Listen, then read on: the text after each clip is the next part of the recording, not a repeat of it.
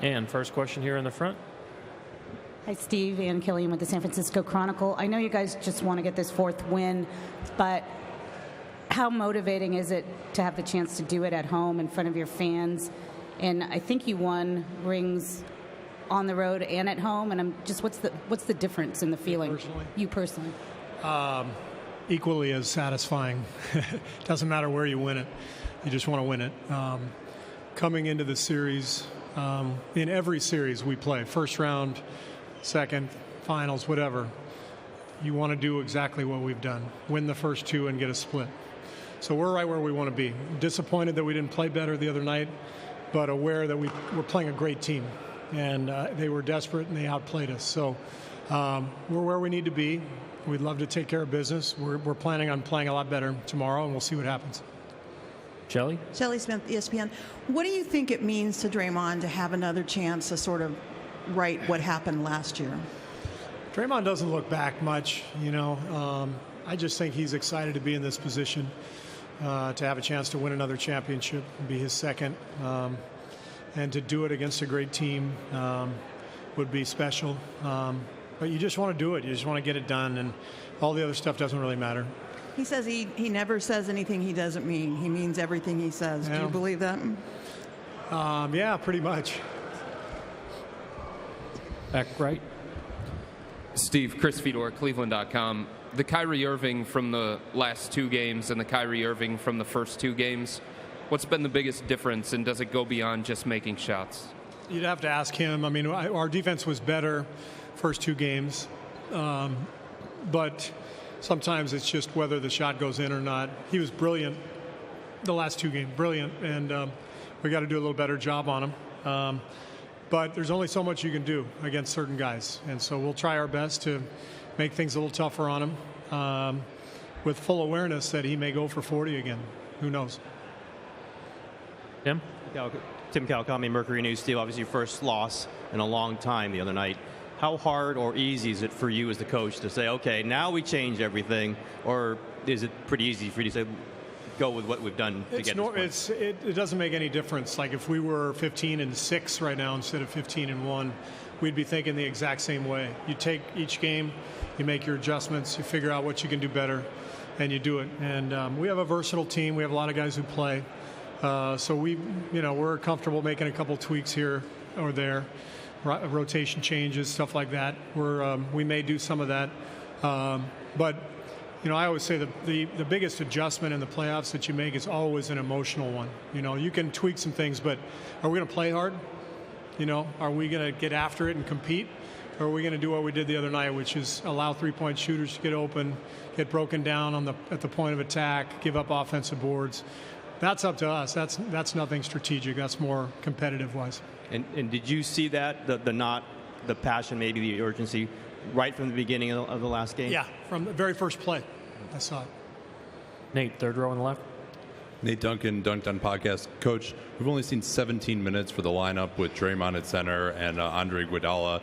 How come we haven't seen as much as that? I know there's been some foul trouble with Draymond, and can we expect to see more of that going forward? Every game's different, If we don't have to go to that lineup, we don't need to. If we're winning and we want to stay big in order to handle the rebounding with Thompson, maybe we'll stay with Zaza. If we're down and we feel like we need to speed the pace up, maybe we'll do that. But every game is unique to its own circumstances, and we just adapt accordingly. Do you feel like there's a downside to going to that lineup earlier, even if the game is not getting out of hand? Not necessarily. We were playing so poorly, it didn't matter who we had out there. For the reasons I just listed, we weren't boxing out, we weren't defending the point of attack. Our screen and roll defense was bad, letting all the shooters get open, offensive boards. So in that case, it doesn't matter who's out there. But again, if the circumstances dictate it, we'll play that lineup longer. It's not a lineup I've played for more than 16, 18 minutes in any game, I would say, over the last few years. Maybe 2 years ago in the finals, we played Andre a little bit longer. But even that game, we went big, with David and Festus Ezeli. And so it's not easy playing small for 40 minutes, especially against a good rebounding team. Howard in the middle. Howard Beck, Bleacher Report. Steve, we've seen Durant be pretty forceful in the way he's played in this series. When you've got as many weapons as you do, how much of how a game progresses is about what you plan for? How much is it just about the players taking the moment themselves? How much of it just kind of evolves naturally? It's always a combination. We can do some better things offensively, put our guys in better positions, but the players have to compete and make plays. And it's all about the players, and our job as coaches is to pick a few things that we see and maybe make a play call here or there or change a rotation here or there. But ultimately, it's about competing and letting the talent take over. When you've added a guy like Durant, is there a temptation to just say, look, this is why he's here. Let's make sure we take full of every advantage. I didn't hear you, Howard. I'm sorry. The fact that when you've added Durant to your group, though, that's the advantage that you wanted, different than a year ago. So is there any effort to just say, look, this is something we have to exploit to the hilt? Yeah, absolutely. We have a whole different set of weapons, that we can go to, and so. Do we get him the ball more, or do we get him the ball in a different place?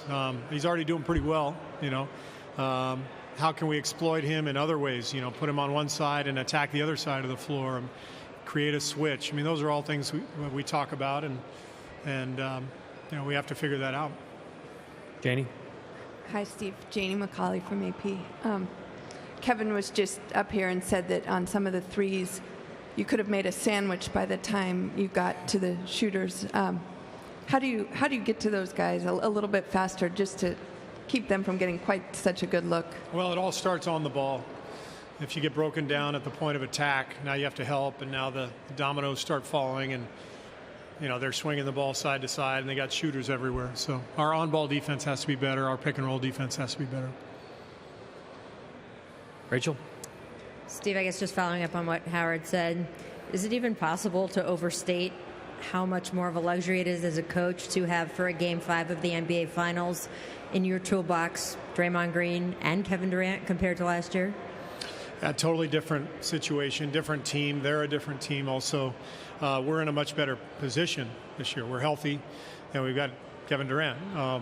That's a good thing. But they're better, too. They're a better team, too.